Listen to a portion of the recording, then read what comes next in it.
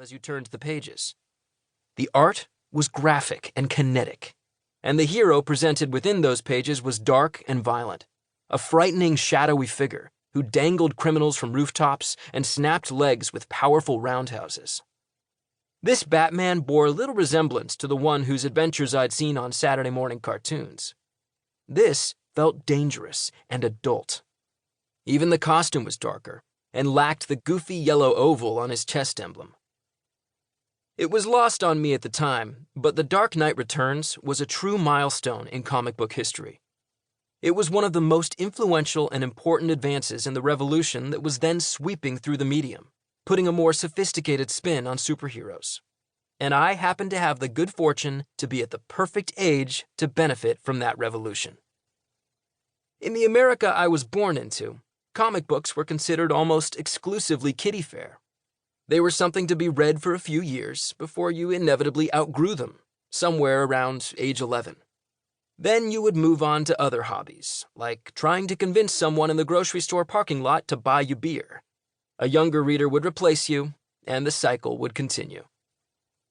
It took until basically my lifetime for this pattern to be broken. Just as I was on the way toward becoming an adult and leaving superheroes behind, superheroes instead came with me. With the publication of more mature titles, including Watchmen and Saga of the Swamp Thing, as well as the recent spate of comic-sourced TV shows and movies, the material has grown up. As a result, my generation became the first who didn't need to age out of superheroes. Head to any comic convention nowadays, and you'll find loads of full-grown adults browsing the booths and jousting with plastic swords while wearing bright red Deadpool costumes.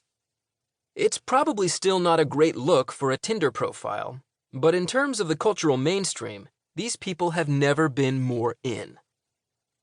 The superhero industry is now worth billions of dollars, and as was the case more than 50 years ago, Marvel and DC remain the only major players, the Coke and Pepsi of spandex, continuing to battle each other like Batman and the Joker.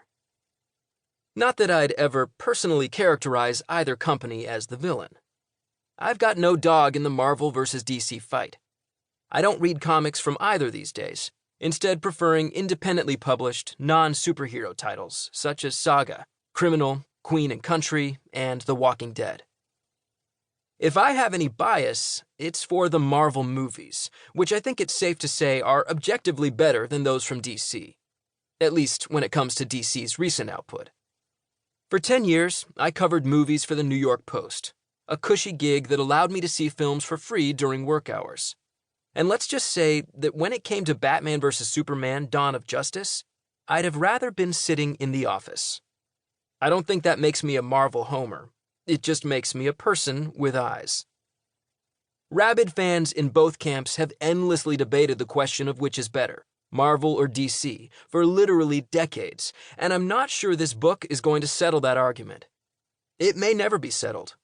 I fully expect that at the 2045 San Diego Comic-Con, attendees will still be getting into slap fights debating whether the Green Lantern featured in the 7th and latest cinematic reboot could beat up the 10th on-screen version of Wolverine.